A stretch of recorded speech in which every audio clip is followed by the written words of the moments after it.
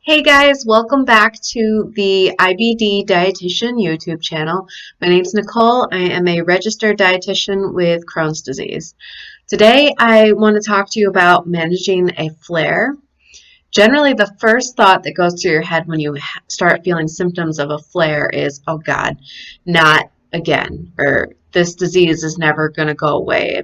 I'm never going to be cured from this disease, and you feel hopeless, helpless, and in complete despair, all the while still trying to do your daily functions and manage yourself as a employee, a mom, a sister, a daughter, a brother, a son, a husband, a wife, whatever. You're still trying to live your life. Calling your doctor is not a bad thing, but most likely it'll result in one of two things.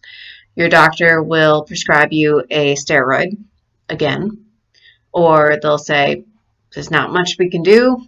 You know, a lot of doctors don't feel fully confident in what to do with a flare. They'll check you out to make sure it's something, not more serious, like the disease progressing, but with a flare in and of itself, they don't really know what to do. They throw medication at you. They say, take it easy, rest, de-stress, and that's it.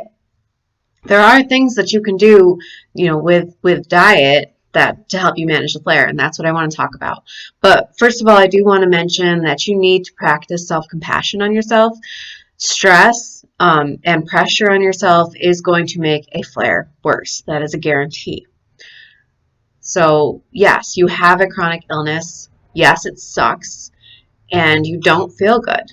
Take a moment to accept that. Just sit with that and appreciate that this is what's going on with you.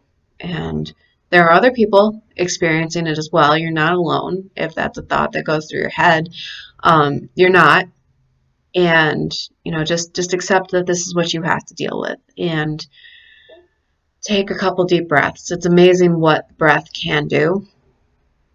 And just sit with it, accept it, and then figure out what you need to do to manage your symptoms and continue on with your life. So yeah, you're going to need to tone down your diet a bit. You're not going to be able to eat fast food. You're not going to be able to eat out.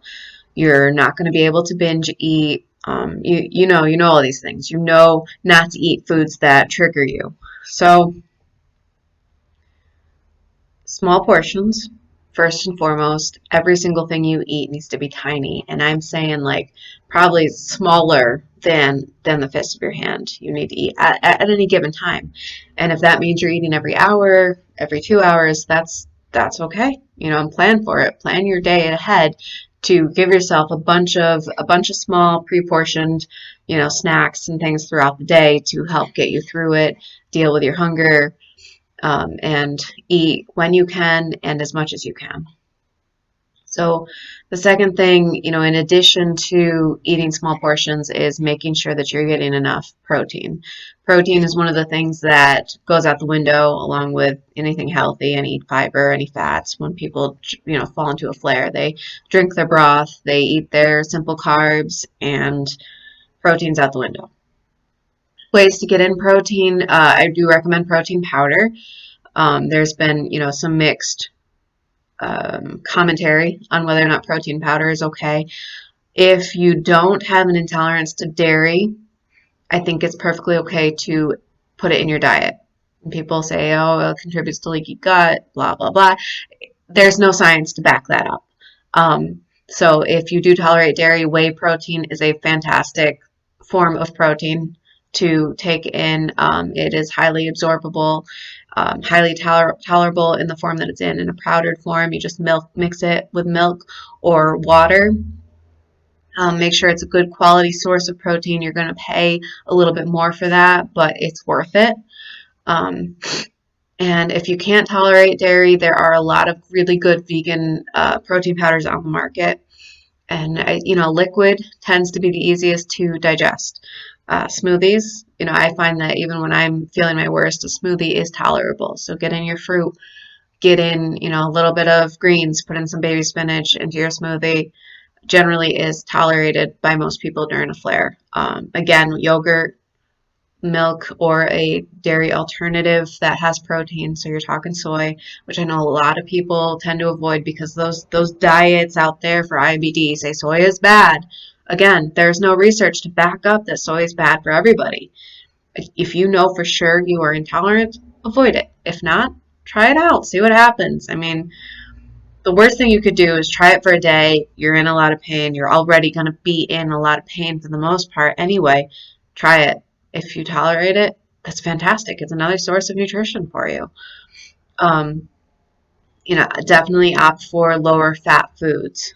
Um, Fat in and of itself tends to cause problems, whether you're in remission, whether you're having an active flare. So you should already be opting for lower fat foods. You may need to switch out your coffee for some tea. High caffeinated coffee, especially the fast food coffees, Dunkin' Donuts, McDonald's, they have more caffeine in them than a regular drip coffee at home. So if you're going to switch out, make sure you're doing a regular brewed coffee, not a fast food coffee. If you still can't tolerate that, you find that you drink the coffee and you're getting the cramping, the pain, the urgency, switch over to tea. Green tea has some caffeine in it, not too much, so it'll help with headaches if you have caffeine withdrawal headaches. And this is just during the flare, temporary. Don't freak out that you can't have coffee again. It's just during the time period of the flare. Abdominal massage. I do find that, especially when gas is building up in my system, an abdominal massage can help. And if you have somebody that can do this for you, I find that a hand that is not my own tends to have better results. And I immediately start to feel, instead of pain, I feel hunger, which means things are moving. I'm not actually hungry. Things are moving in my system. And the best massage is, if you're looking at from yourself, you start with your right side, you go up across to your upper abdomen, right under your chest, upper abdomen area, that's where the top of your colon is, and then you go down on your left side up to your hip bone here. So you start at your right hip bone, go up, so your hip bone's here, you go up to your rib cage, and then you're going across this way and down, and you just massage strokes like that, or just a gentle circular motion in that direction can help. Peanut butter. Again, going back to the protein, a tolerable protein definitely could be peanut butter. If you tolerate peanuts, you aren't allergic to peanuts, just a scoop of peanut butter by itself. I mean, if that's going to help with your hunger, and it gets in the protein, it gets in a lot of vitamin E, it is a very healthy source. Do not extricate protein because it has sugar in it. It is not a high sugar food. I recommend it to diabetics as a daily source of protein. It has a lot of nutrition in it, and there's no reason, unless you're allergic or you know for sure that you're intolerant, that you'd be excluding peanut butter in your diet. Don't go crazy.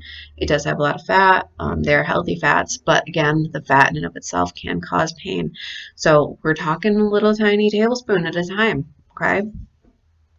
Breakfast cereals.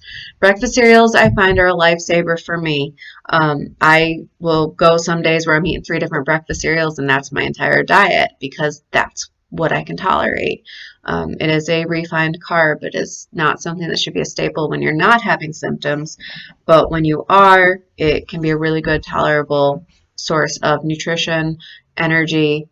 They are fortified with many vitamins and minerals, so it can be very healthy to consume some breakfast cereal when you're in a state of a flare and there's nothing else you can tolerate.